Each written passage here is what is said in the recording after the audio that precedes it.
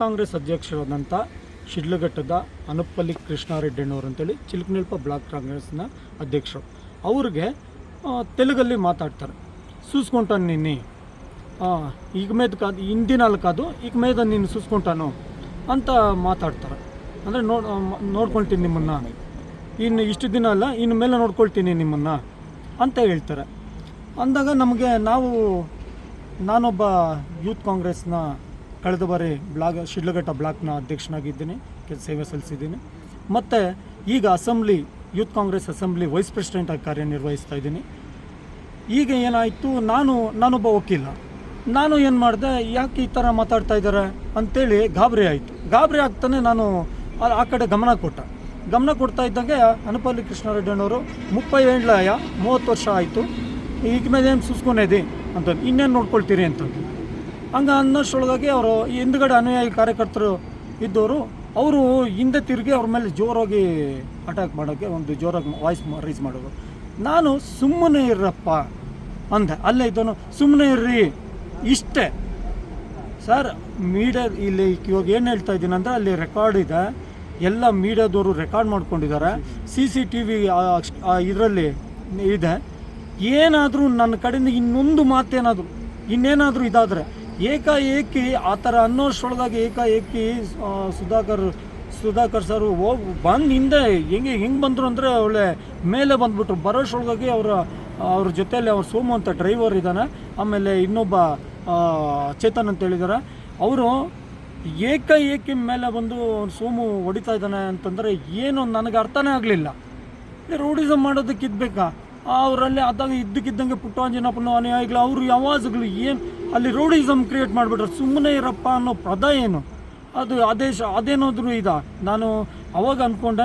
Sir ನನಗೆ ಏನು ಅನಿಸ್ಬಿಡ್ತು ಅಂದರೆ, ಗೌರವಾನ್ವಿತರು ACCಯಿಂದ ಗಣ್ಯರು ಬಂದಿದ್ದಾರೆ, ಬಂದು ಅವ್ರ ಪಾಡಿಗೆ ನಾವು ಕಾರ್ಯಕರ್ತರಾಗಿ ಹೋಗಿ ಸಮಾಧಾನವಾಗಿ ಕುತ್ಕೊಂಡಿದ್ದೀವಿ. ಏಕಾಏಕಿ ಯಾವಾಗ ಈ ಥರ ದೌರ್ಜನ್ಯ ಮಾಡಿಬಿಟ್ರು ನನಗೆ ಅನಿಸ್ತು, ಇದೇನಿದು ಒಳ್ಳೆ ರೌಡಿಗಳ ಥರ ಬಿಹೇವ್ ಮಾಡಿಬಿಟ್ರಲ್ಲ ಅಂತ. ಆಮೇಲೆ ಸರ್ ತುಂಬ ನೋವಾಯಿತು.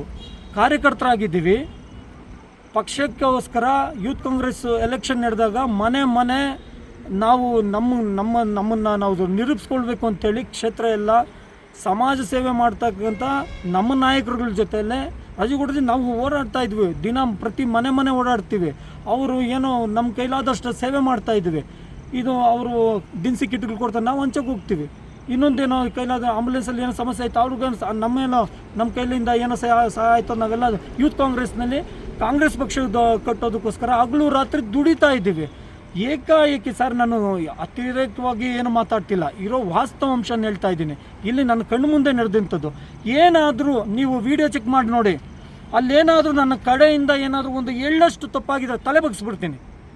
ನನ್ನ ಕಡೆಯಿಂದ ನಮ್ಮದು ಇಲ್ಲ ನಮ್ಮವ್ರ ಕಡೆಯಿಂದ ಏನಾದರೂ ಎಳ್ಳಷ್ಟು ಸಮಸ್ಯೆ ಇದ್ರೆ ತಲೆ ಬಗ್ಸ್ಬಿಡ್ತೀವಿ.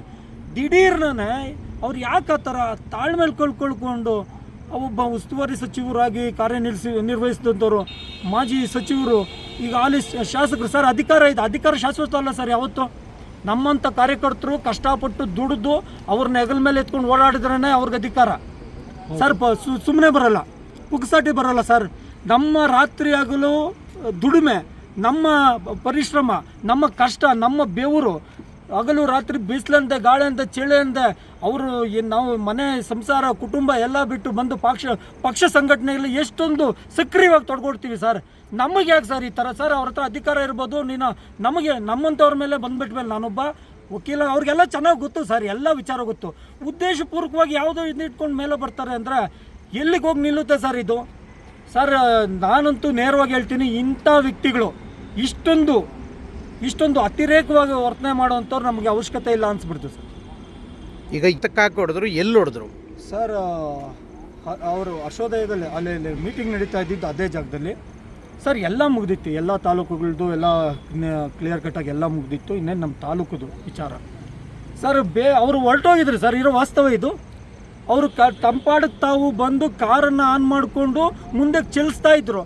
ಅಂಥವ್ರು ರಿಟರ್ನ್ ಏನಕ್ಕೆ ಬಂದರೂ ಗೊತ್ತಿಲ್ಲ ಸರ್. ಸಚಿವರು ನಾನು ಅಬ್ಸರ್ವ್ ಮಾಡಿದಂಗೆ ರಿಟರ್ನ್ ಬಂದಂಥವ್ರು ಈ ವಾತಾವರಣ ಸೃಷ್ಟಿ ಮಾಡಿ ಇವತ್ತು ಬೇರೆ ಥರ ಹೋದರೆ ಅದು ಸರ್, ನಾನು ಅದನ್ನೇ ಹೇಳ್ತಾ ಇರೋದು. ಮಾಧ್ಯಮದವ್ರಿಗೆ ಪ್ರತಿಯೊಂದು ಗೊತ್ತು ಸರ್, ನಿಮ್ಮ ಹತ್ರ ಎಲ್ಲ ಎವಿಡೆನ್ಸ್ ಇದೆ. ದಯವಿಟ್ಟು ಅಲ್ಲಿ ಹೋಗಿ ಅಲ್ಲಿ ಹೋಗಿ ಸಮೀಕ್ಷೆ ಮಾಡಿ ನೋಡಿ. ಅಲ್ಲೇನಾದರೂ ನಂದೇನೋ ಸ್ವಲ್ಪ ಹೇಳು ಒಟ್ಟು ಏನಾದರೂ ಒಂದು ಹೇಳಷ್ಟು ಅವ್ರದ್ದು ಏನು ಸರ್ ಅದು ಆ ಥರ ಬಿಹೇವ್ ಮಾಡ್ತಾರೆ ಅಂತ ನಾವು ಕನಸಲ್ಲೂ ಅಂದ್ಕೊಂಡಿರಲಿಲ್ಲ ಸರ್. ಇದು ಕಾರ್ಯಕರ್ತರಲ್ಲಿ ಭಯ ಹುಟ್ಟಿಸ್ತದೆ, ಇದು ವಾಸ್ತವ. ನೆಕ್ಸ್ಟ್ ಯಾರಾದರೂ ಬಂದು ದುಡಿಬೇಕು, ಪಕ್ಷ ಸಂಘಟನೆ ಮಾಡಬೇಕು ಅಂದರೆ ಭಯ ಬೀಳ್ತಾರೆ ಸರ್, ಭಯ ಬೀಳ್ತಾರೆ. ಇದು ಪಾರ್ಟಿ ಅಲ್ಲ ಸರ್ ಇದು ಮಾಡಬೇಕಾಗಿರೋದು ಸರ್. ಅವ್ರ ವೈಯಕ್ತಿಕ ದ್ವೇಷ ಏನಾದರೂ ಇದ್ಕೊಂಡ್ಲಿ, ಇಲ್ಲ ಏನಾದರೂ ನಾನು ಕೆಡ್ದಾಗ ಅಂತಿದ್ದಿದ್ರೆ, ಅವ್ಯಾಚಕ ಪದಗಳ ಬಳಕೆ ಮಾಡಿದಿದ್ರೆ, ಇಲ್ಲ ಇನ್ನೇನಾದರೂ ವಿಚಾರ ಇದ್ದಿದ್ರೆ ಅವ್ರು ಕೇಳಲಿ ಬಿಡಿ ಸರ್.